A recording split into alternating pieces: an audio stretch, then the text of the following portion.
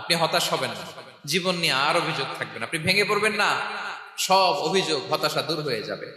আমাদের জীবনে যত হতাশা, আমাদের জীবন নিয়ে যত অভিযোগ, আমাদের মনে যত কষ্ট, আমাদের হৃদয়ের ভেতরে যত অস্থিরতা, তার মূলে হচ্ছে এই সমস্যা যে আমরা ভুলেই গেছি আমরা পরীক্ষা দিতে আসছি। এই যে আমাদের জীবন, এই জীবনের জন্য বিপদ, আপদ, পরীক্ষা, স্ট্রাগল, এটা অনিবার্য, এটা হবে। বিপদ নাই, কষ্ট নাই, আপদ নাই, অনিশ্চয়তা নাই, স্ট্রাগল নাই, এমনকি কেউ আছে এখানে? কেউ কি হাত তুলে বলতে পারবেন যে হুজুর আমার জীবনে কোনো বিপদ নাই, অথবা আমার জীবনে কোনো দুঃখ নাই, কষ্ট নাই, কোনো স্ট্রাগল নাই, কোনো রিস্ক নাই? এরকম সৌভাগ্যবান কেউ আছেন এখানে? তাহলে জীবনের জন্য পরীক্ষা, এটা অনস্বীকার্য, হবেই হবে পরীক্ষা। পৃথিবীর জীবনটাই এমন, এভাবেই এই লাইফকে ডিজাইন করা হয়েছে। পরীক্ষা থাকবে, এখানে বিপদ থাকবে, এগুলো উত্তীর্ণ হয়ে আপনাকে যেতে হবে। চিরসুখ চির শান্তি এটাই পৃথিবীতে হয় না। চিরসুখ এবং চির শান্তির জায়গা হচ্ছে জান্নাত। চিরসুখ এবং চির শান্তি কোথায়? এটা জান্নাতের বৈশিষ্ট্য। চিরসুখ চির শান্তি, টেনশন নাই, ঝামেলা নাই, পরীক্ষা নাই, বিপদ নাই, রিস্ক নাই, স্ট্রাগল নাই, এটা হচ্ছে দ্য ফিচার্স অফ জান্নাত, জান্নাতের ফিচার। কিন্তু সমস্যা বাদে তখন যখন জান্নাতের ফিচার আমরা দুনিয়ায় খুঁজি, যেটা পাবো আমরা জান্নাতে, এটা খুঁজি কোথায়? এই তখনই সমস্যা বাদে। And this is the main problem. এটাই বড় সমস্যা। এই সমস্যার সমাধান কোথায়, এটা নিয়ে আজকে আমি কিছু কথা অ্যাড্রেস করবো ইনশাআল্লাহ। তো তাহলে আসুন শুনি জান্নাতের ফিচার কি। জান্নাতের কমন একটা ফিচার হচ্ছে জান্নাতে there will be no sickness in paradise. জান্নাতে কোনো অসুস্থতা থাকবে না, চিরসুস্থ। সুবহানাল্লাহ পড়ে। চিরসুস্থ, চির সবল, কেউ অসুস্থ হবে না জান্নাতে। জান্নাত হবে অ্যান্টি এইজিং, জান্নাতে বয়স বাড়বে না কারো, চির যৌবনা, চির যুবক, অ্যান্টি এজিং। আপনারা জানেন যে বর্তমান পৃথিবীতে অ্যান্টি এজিং ক্রিম পাওয়া যায় না? ক্রিম, কথা বুঝতেছেন? অ্যান্টি এজিং ক্রিম পাওয়া যায়। তারা বলে এই ক্রিম মাখলে চামড়ায় ভাঁজ পড়ে না।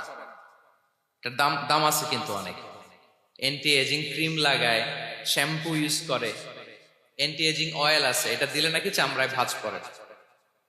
ইভেন ভারতের অনেক বড় একজন ব্যবসায়ী মুকেশ আম্বানি, নাম শুনছেন না? যে তার ছেলের বিয়ে হয়ে গেল,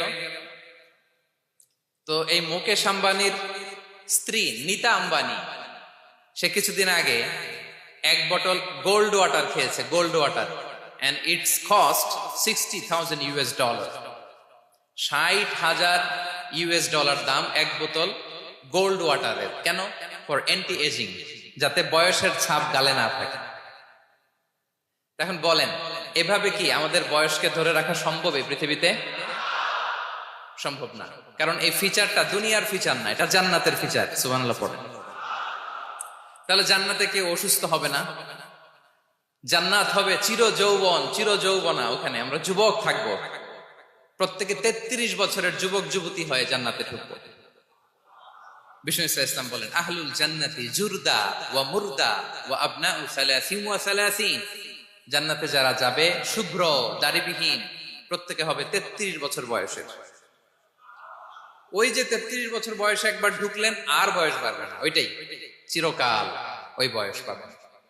জান্নাতের আরেকটা ফিচার হচ্ছে নো ফ্রাস্ট্রেশন, কোনো চিন্তা নাই, দুশ্চিন্তা নাই, হাইপার টেনশন নাই, সজীব প্রাণবন্ত। সুবহানাল্লাহ।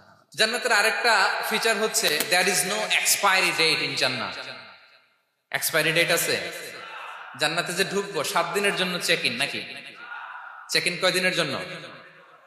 7 দিন, 10 দিন পরে চেক আউট করে ফেলবে, এরকম না। নো এক্সপায়ারি ডেট, আজীবন। একবার এন্ট্রি পেলে বের হওয়ার টেনশন নাই। আল্লাহু আকবার। তাহলে no expiry date, rather it's eternal, আজীবন থাকবেন, খালিদিনা ফিহা, চিরকাল থাকবেন। এবং জান্নাতের সবচাইতে গুরুত্বপূর্ণ ফিচার হচ্ছে there will be no death in জান্নাত। জান্নাতে আপনার আর মৃত্যু হবে না, মৃত্যুর বিদায় হবে, তার মানে আপনি অমর হবেন। তাহলে আপনি চির সুস্থ, চির সবল হবেন জান্নাতে, চির যুবক থাকবেন, প্রাণবন্ত থাকবেন, আপনি অমর হবেন, আপনি জান্নাতে মরবেন না। জান্নাতীরা যখন জান্নাতে যাবে, ফেরেশতারা ডেকে বলবে, ইয়া আহলাল জান্নাতি ইন্না লাকুম আন তাসিহু ফালা তাসকামু আবাদা। জান্নাতীরা চিরকাল সুস্থ থাকবা, অসুস্থ হবা না। ইন্না লাকুম আন তাশিব্বু ফালা তাহরামু আবাদা, তোমরা শাবাব থাকবা, বুড়া হবা না। ওয়া ইন্না লাকুম আন তাহইয়াউ ফালা তামুতু আবাদা, চিরকাল বেঁচে থাকবা, মরবা না। এবং সেদিন জান্নাতে মৃত্যু দেয়া হবে, মৃত্যু দেয়া হবে। ইউতাল মাউতু বিকাবশিন আমলাহ, একটা ছাগলের আকৃতিতে মৃত্যুকে আনা হবে। ফায়ুযবাহুল মাউত, মৃত্যুকে জবাই দেয়া হবে। এবার জান্নাতীরা তাকিয়ে থাকবে, ফেরেশতারা বলবে, ইয়া আহলাল জান্নাতি খুলুদুন ফালা মাউত, হে জান্নাতীরা চিরকাল এই জান্নাতে থাকবে। তাহলে জান্নাতের ফিচার পাইছেন? এখন কোন বোকা যদি এই ফিচার দুনিয়ায় খোঁজে, পাবে? পাবে না, কারণ দুনিয়ার ফিচার আলাদা। দুনিয়ার ফিচার কি? এই দুনিয়াতে বিপদ আসবে, কষ্ট আছে, দুনিয়াতে হতাশা আছে, ভয় আছে, অসুস্থতা আছে, বার্ধক্য আছে, এবং এই দুনিয়ার একটা এক্সপায়ারি ডেট আছে না? দ্য ডে ইউ ডাই, যেদিন আপনি মারা যাবেন, এটা আপনার এক্সপায়ারি ডেট, চলে যেতে হবে।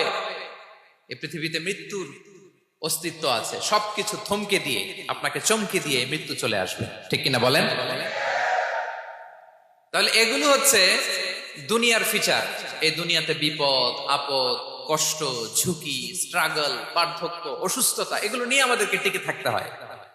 এটা দুনিয়ার ফিচার, মিলায় ফেললে হবে না। জান্নাতের ফিচার একটা, দুনিয়ার ফিচার আরেকটা। দুনিয়াতে কষ্ট থাকবে, বিপদ আপদ থাকবে।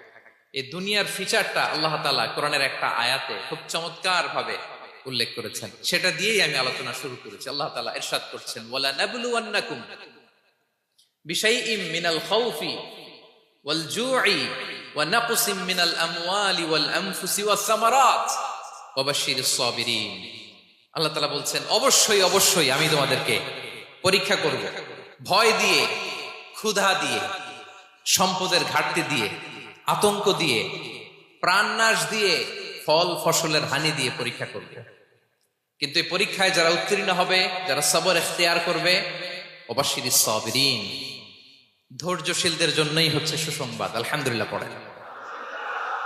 তাহলে সম্মানিত সুধী, আমরা বুঝতে পারলাম এই পৃথিবীর ফিচার হচ্ছে এখানে বিপদ থাকবে, বিপদ ছাড়া কেউ থাকবে না। স্ট্রাগল থাকবে, কষ্ট থাকবে, ঝুঁকি থাকবে, রিস্ক থাকবে, এবং নানা ধরনের বিপদ আপদ দিয়ে আল্লাহ তাআলা আমাদেরকে পরীক্ষা করবে।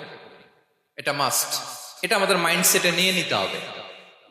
মাইন্ডসেটে এটা ক্লিয়ার থাকতে হবে। চিরসুখ, চিরশান্তি এই দুনিয়াতে মিলবে।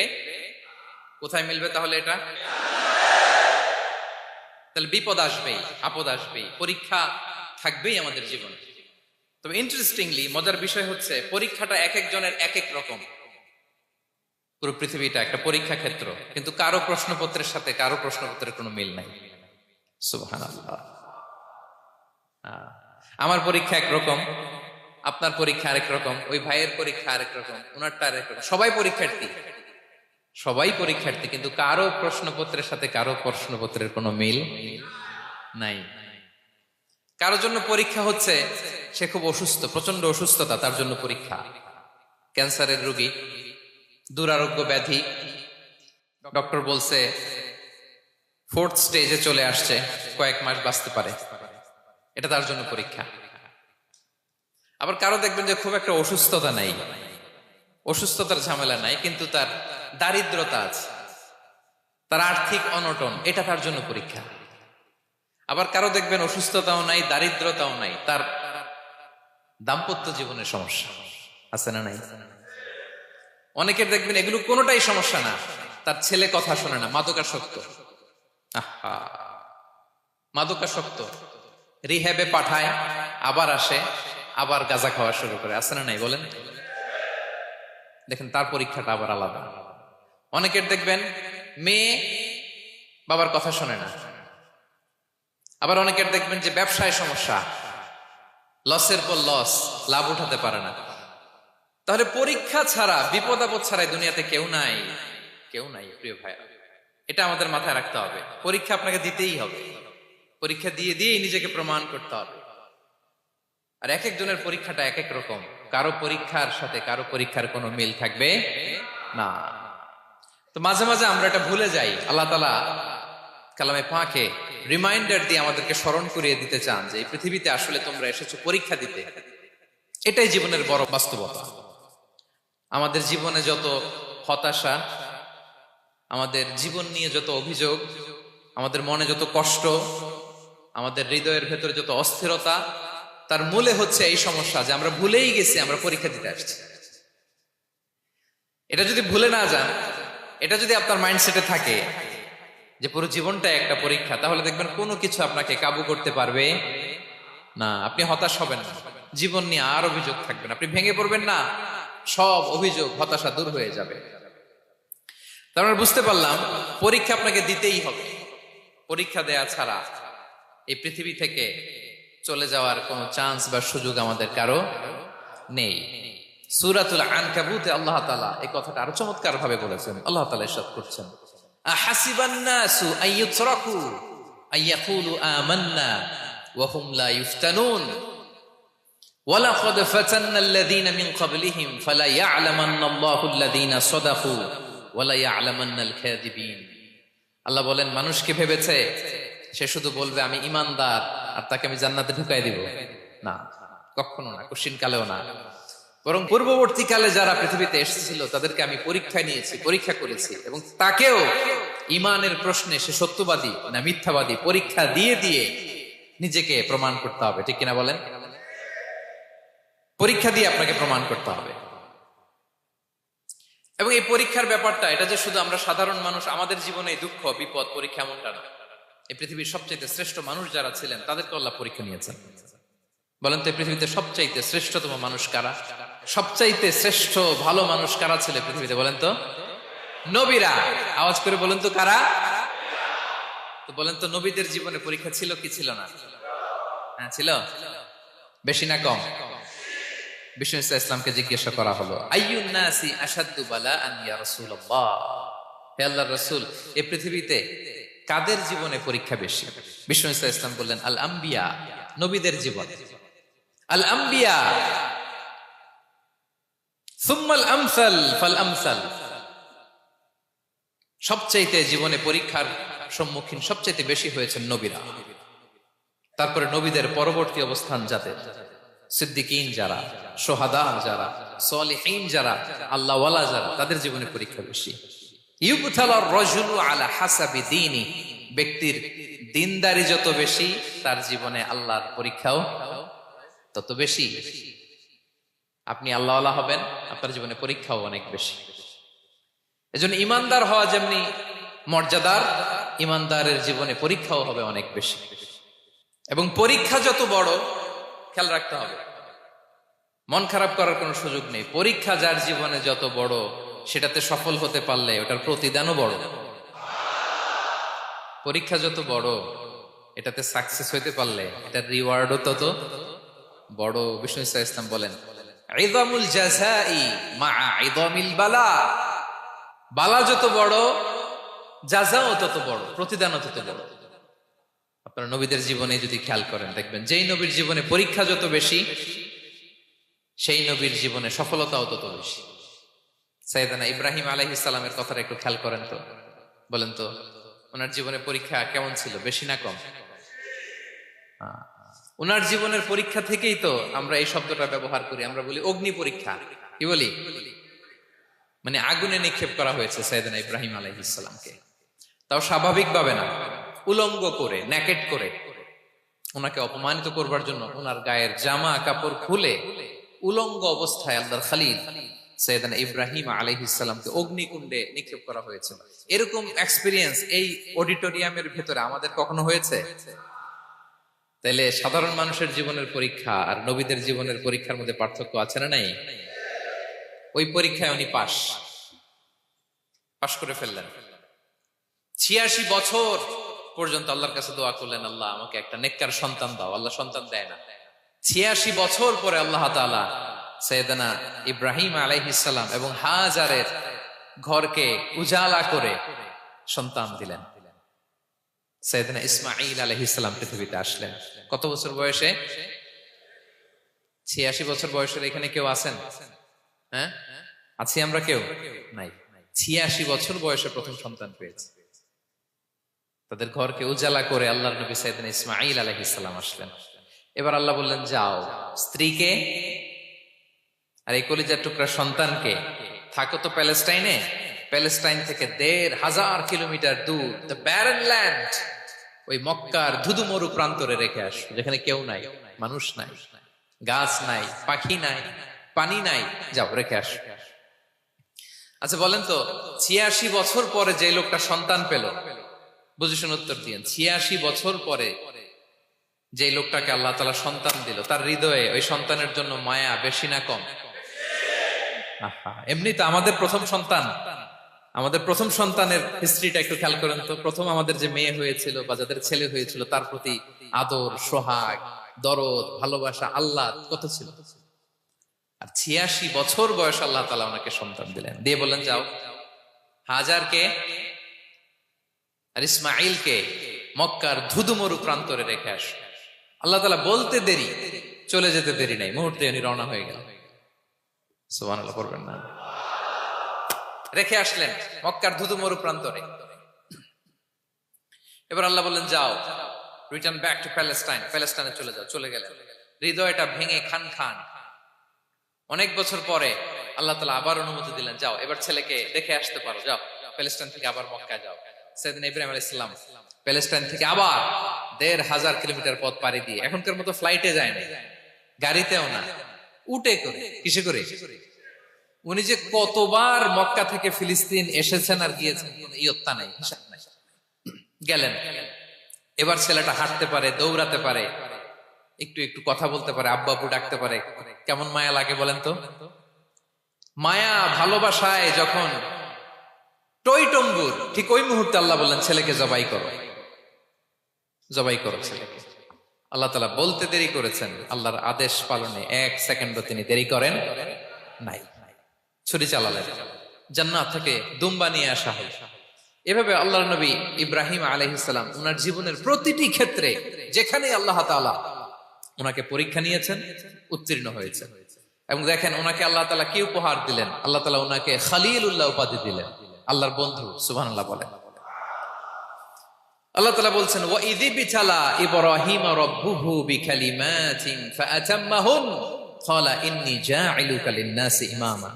আল্লাহ অনেকগুলো পরীক্ষা নিয়েছিলেন সাইয়েদনা ইব্রাহিম আলাইহিস সালাম, প্রতিটা পরীক্ষায় সাকসেসফুলি পাস করেছেন, গোল্ডেন এ প্লাস।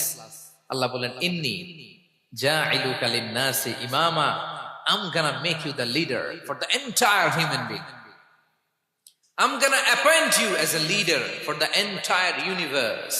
গোটা বিশ্বের জন্য, গোটা মানবতার জন্য আমি তোমাকে লিডার বানায় দিলাম। ইযামুল জাযাই মা'a ইযামিল বালা। পরীক্ষা যত বড়, ওই পরীক্ষায় পাশ করলে ওইটার ফলাফল ও প্রতিদানও বড়। তাহলে দেখেন প্রিয় ভাইরা, সাইয়েদনা ইব্রাহিম আলাইহিস সালামের জীবনে পরীক্ষার কোনো শেষ ছিল না। আমি আপনি কোথায়? আল্লাহর খলিলের জীবনে যদি এত পরীক্ষা থাকতে পারে, আমি আপনি কোথায় বলেন তো? এবার বলেন, সাইয়েদনা মূসা আলাইহিস সালাম, ওনার জীবনে তো কোনো পরীক্ষা টরীক্ষার ছিল না। হ্যাঁ, গুণে শেষ করতে পারবেন? জন্মটাই তো হয়েছে পরীক্ষার মধ্য দিয়ে। মিশরের ছেলে সন্তান হইলেই ফেরাউন বলছে জবাই করো।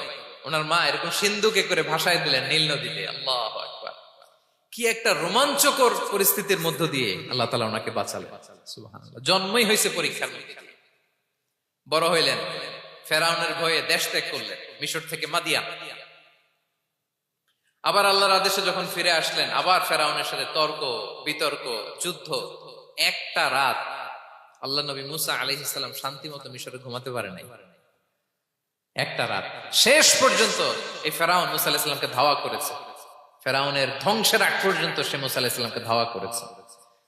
তার মানে মুসা আলাইহিস সালাম এই বিপদ আপদ পরীক্ষা এগুলো থেকে মুক্তি পান নাই। এবার বলেন ঈসা আলাইহিস সালামের কথা। ওনার জীবনে তার পরীক্ষা ছিল না? কি পরীক্ষা ছিল? হ্যাঁ, আল্লাহু আকবার। Same scenario. goes to the biography of every messenger in the world. পৃথিবীর সব নবীর ক্ষেত্রে একই ঘটনা ঘটেছে। সাইয়েদনা ঈসা আলাইহিস সালাম দাওয়াত যখন দিলেন, ওনার বিরোধিতা শুরু হলো, ওনাকে হত্যার ষড়যন্ত্র হলো, ইভেন কি ওনাকে মারার জন্য বনি ইসরায়েলেরা উদ্ধত হলো, জানে বাঁচবার জন্য পালালেন, এক ঘরে ঢুকলেন, চারদিক দিয়ে ঘেরাও করলো, উনি দরজা জানালা লাগাই দিলেন। ওরা বললো একজন দরজা ভেঙে জানালা ভেঙে ভিতরে ঢুকে দেখো বেটা ঈসা কি করে। একজন ভিতরে ঢুকছে, ঢুকার সাথে সাথে বল রাফাআহুল্লাহু ইলাইহি, আল্লাহ তাআলা ঈসা আলাইহিস সালামকে উপরে উঠায় নিলেন। আর যেই লোকটাকে তারা ভিতরে ঢুকালো তার চেহারাকে আল্লাহ তাআলা ঈসা আলাইহিস সালামের চেহারার মতো করে দিল। এবার তার বাইরের সাথীরা বলে ঘটনা কি, বেটা ঈসাও বেরোয় না, আমাদের লোকটাও বেরোয় না, সবাই ঢুক। দরজা ভেঙে ভেতরে ঢুকে দেখে ঈসা দাঁড়ায় আছে। বলেন তো এটা ঈসা না মিসা? এটা কি আসল ঈসা? ওমা কতালু ওমা সলাবু ওয়ালাকিন শুব্বিহা লাহুম। আল্লাহ বলে তোমরা আমার নবী ঈসাকে হত্যাও করতে পারো নাই, শুলেও চড়াতে পারো নাই, আমি সেফটি সিকিউরিটি দিয়ে আমার নবী ঈসা আলাইহিস সালামকে আকাশে তুলে নিয়েছি। তাহলে ওনার জীবনও পরীক্ষার শেষ ছিল না। এবার যদি আমরা বিশ্বনবী সাল্লাল্লাহু আলাইহি ওয়াসাল্লামের জীবনের দিকে তাকাই, ওনার জীবনটা দেখেন তো। আমাদের পেয়ারা নবী বিশ্বনবী মুহাম্মদুর রাসূলুল্লাহ সাল্লাল্লাহু আলাইহি ওয়াসাল্লাম, ওনার জীবনে কি স্ট্রাগল ছিল? স্ট্রাগল। মাক্কি জীবনের কথা যদি একটু খেয়াল করেন, দেখেন তো 3 বছর শিয়াবে আবি তালেবে জেল খেটেছেন, না খেয়েছিলেন। ওনার বংশের লোকেরা প্রথমে ছাগল খেয়েছে, ছাগলগুলো যখন শেষ, ছাগলের চামড়াগুলো শুকিয়ে ওইটা খাইছে। গাছের পাতা ছাল এগুলো খেয়ে খাবারের অভাবে বেহুশ হয়ে পড়ে থাকতো তারা। না খেয়ে কয়দিন ছিলেন আপনি? আমি কয়দিন ছিলাম না খেয়ে? মনেই তো পড়ে না, না খেয়েছিলাম কিনা কোনোদিন। এ হচ্ছে মাক্কি জীবন। মেন্টালি প্রেসার দেয়া হয়েছে। বিশ্বনবীর চাচা আবু লাহাব তার 2 ছেলে উতবা আর উতাইবা, এদের সাথে বিয়ে দিয়েছিলেন 2 মেয়ের। যখন দাওয়াত দেওয়া শুরু করলেন 2 মেয়েকে ডিভোর্স দিয়ে দিল। দেখেন একটা বাবার জন্য প্রাপ্তবয়স্কা মেয়েকে যখন উঠায় নেয়ার আগে ডিভোর্স দেয়, তার মানসিক অবস্থাটা কেমন থাকে বলে? মেন্টালি প্রেসারাইজ করা হয়েছে, ফিজিক্যালি হ্যারাস করা হয়েছে। বিষ্ণু সাল্লাল্লাহু আলাইহি ওয়াসাল্লাম যখন নামাজে দাঁড়াতেন, উটের পচা নারী ভুঁড়ি বিষ্ণুনবীর কাঁধে চাপিয়ে দেওয়া হতো। আপনার জীবনে এরকম ঘটছে কখনো? আপনি নামাজ পড়তেছেন, উটের পচা নারী ভুঁড়ি আপনার কাঁধে চাপিয়ে দেওয়া হয়েছে। কয়দিন হয়েছে এরকম? কয়দিন হয়েছে? হ্যাঁ, তারপরে তো আলহামদুলিল্লাহ বেরোয় না মুখ দিয়ে। কেমন আছেন হুজুর কয়েন না, বেশি একটা সুবিধার না, তাই না? বেশি একটা একটু মিলাবেন। কতটুকু পরীক্ষা আমরা দিয়েছি। তায়েফে গেলেন বিশ্বনবী, তায়েফে গেছিলেন জমির বায়না দিতে, তাই না? জমি কিনবে তায়েফে। তায়েফবাসীদেরকে জাহান্নামের আগুন থেকে বাঁচাতে গিয়েছিলেন, নিজের জন্য না। সেখানে তায়েফের ছেলেরা পাথর মেরেছে বিষ্ণু ইসলামের গায়ে। এত শুভ্র দেহ ছিল, চেহারা ছিল, বিষ্ণুবীর গা দিয়ে ঝরঝর করে রক্ত ঝরেছে। ফিজিক্যাল হ্যারাসমেন্টের শিকার হয়েছেন বিষ্ণু ইসলাম। যখন যেদিন বিষ্ণু ইসলামকে হত্যার ষড়যন্ত্র করা হলো, আল্লাহ তাআলার আদেশে তিনি মক্কা থেকে মদিনায় হিজরত করলেন। মদিনাতে যে একটা রাত, 7ম হিজরির আগ পর্যন্ত শান্তিতে ঘুমাতে পারেন নাই। 3 দিকে 3 ইহুদি বসতি, বনু কাইনুকা, বনু নদীর, বনু কুরাইজা।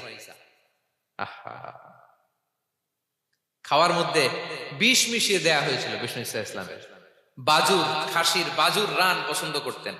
এক ইহুদি মহিলা বিষ্ণু ইসলামের ওই রানের মধ্যে বিষ মিশিয়ে দিয়েছিল। ওই বিষের যন্ত্রণায় মৃত্যুর আগ পর্যন্ত বিষ্ণুনবী কাতরাতেন,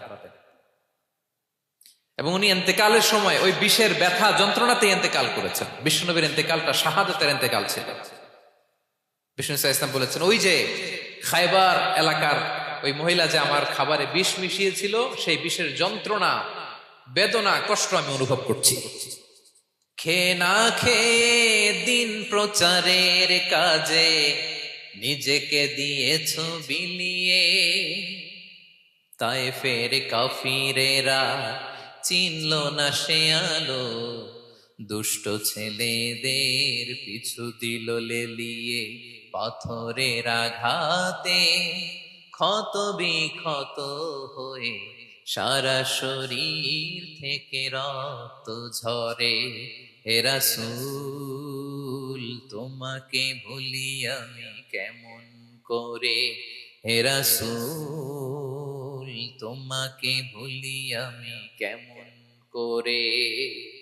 হাজার ব্যথা বেদনার পরে ফিরে আসনি তুমি আপন ঘরে, দিনের আলো তুমি ছড়িয়ে দিতে চলে গেলে মদিনায় মক্কা ছেড়ে, হে রাসূল তোমাকে ভুলি আমি কেমন করে, হে রাসূল তোমাকে ভুলি আমি কেমন করে। ঠিক কিনা বলেন? একটা রাত শান্তিতে শান্তির ঘুম তিনি দিতে পারেন নাই। প্রিয় ভাইয়েরা, তাহলে আমরা কি বুঝলাম? বিশ্বনবীর জীবনও পরীক্ষা ছিল কি ছিল না? আমাদের উপায় আছে?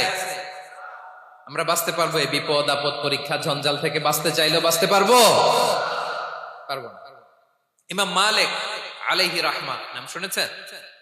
ইমাম মালিক, ওনার জ্ঞান থেকে লাখো লাখো মানুষ উপকৃত হয়েছে, কোটি কোটি মানুষ উপকৃত হয়েছে। মদিনার রাস্তায় রশি দিয়ে ওনাকে টেনে হিচড়ে এক এলাকা থেকে আরেক এলাকায় নিত জালেম বাদশারা। ইমাম মালিক আলাইহি রাহমা। ইমাম আহমদ ইবনে হাম্বল, ওনাকে বেত্রাঘাত করা হতো, চাবুক দিয়ে পেটানো হতো। আমাদের মাযহাবের ইমাম আল ইমাম আল আযম আবু হানিফা আলাইহি রাহমা, ওনাকে কারাবন্দী করা হয়েছিল। তার মানে দেখেন, যত বড় বড় স্কলার, যত বড় বড় মাশায়েখ, এমনকি আম্বিয়া আলাইহিমুস সালাম, ওনারাও পরীক্ষা বিপদ আপদ থেকে রেহাই পান। পাইছে? তাহলে আপনি আর আমি পাবো? বলেন তো। তাহলে এটা আমাদের ব্রেইনে গেঁথে নিতে হবে যে জীবন মানেই এখানে বিপদ থাকবে, পরীক্ষা থাকবে, স্ট্রাগল করে করে আমাকে আগাতে হবে। কেউ আমার জন্য রেড কার্পেট বিছিয়ে রাখবে না। এই জীবনটা বড় জটিল। This is life, how it's design. এভাবেই পৃথিবীকে ডিজাইন করা হয়েছে। এখানে বিপদ আছে, কষ্ট আছে। এই পরীক্ষা দিয়ে দিয়ে আপনাকে উত্তীর্ণ হতে হবে। বুঝতে পেরেছেন প্রিয় ভাই? নাও দ্য কোশ্চেন অ্যারাইজ, এখন প্রশ্ন হচ্ছে, কেন আল্লাহ এই পরীক্ষা নেন? কেন? আল্লাহ তাআলা সূরা মুলকে বলেছেন, এই পৃথিবী সাজানোর, এই জীবন মৃত্যুর এই খেলা, এটার উদ্দেশ্যটাকে আল্লাহ তাআলা স্পষ্ট করে বলেছেন। আল্লাযী খালাকাল মাউতা ওয়াল হায়াতা লিয়াবলুয়াকুম আইয়ুকুম আহসানু আমালা। জীবন মৃত্যু দিয়ে তোমাদের জীবনকে সাজানো হয়েছে এজন্য, যাতে করে তিনি তোমাদের পরীক্ষা করতে পারেন। কি করতে পারেন? তোমাদের মধ্যে কে সৎকর্মে অগ্রগামী, কে কাজে ভালো, আমলে ভালো, এটা দেখার জন্য। বেসিকলি আল্লাহর দেখার প্রয়োজন নাই, আমাদেরকে দেখানোর জন্য এই পরীক্ষার আয়োজন। আমি ভালো করবো না খারাপ করবো এটা আল্লাহ জানে না?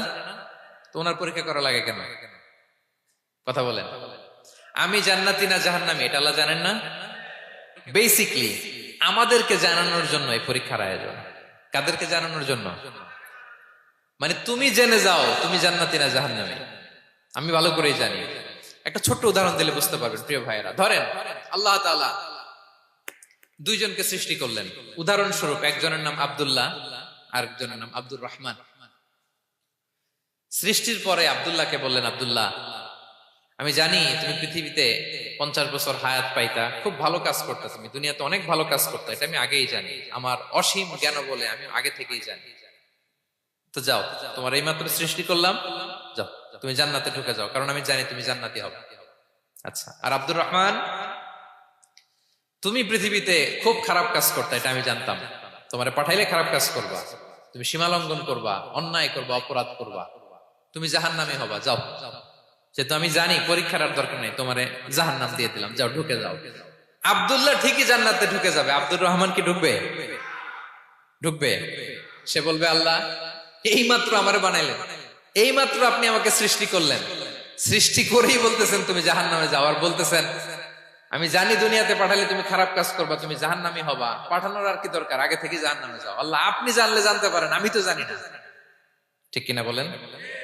সে বলবে, না আল্লাহ আপনি ভুল বলতেছেন, এই দুনিয়াতে পাঠাইলে আমি খুব ভালো কাজ করতাম, আমি সীমা লঙ্ঘন করতাম না, নামাজ পড়তাম, রোজা রাখতাম, হজ করতাম, যাকাত দিতাম, সাদাকা করতাম, চ্যারিটি করতাম, জনকল্যাণকর সব ভালো কাজগুলো আল্লাহ আমি করতাম। এজন্য আল্লাহ তাআলা পরীক্ষার আয়োজন করেছেন, যাতে করে তুমি জেনে যাও যে পৃথিবীতে তুমি কি করেছো। এখন আর আল্লাহকে এক্সকিউজ দেওয়ার সুযোগ নেই। আচ্ছা বলেন তো, আবু জাহেলকে যদি আল্লাহ এখন কিয়ামতের দিন বলে, Abu Jahl go to the hell fire, Abu জাহেলের কিছু বলার সুযোগ আছে?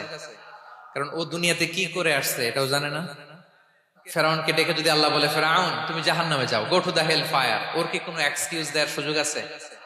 বলেন, সুযোগ আর আছে?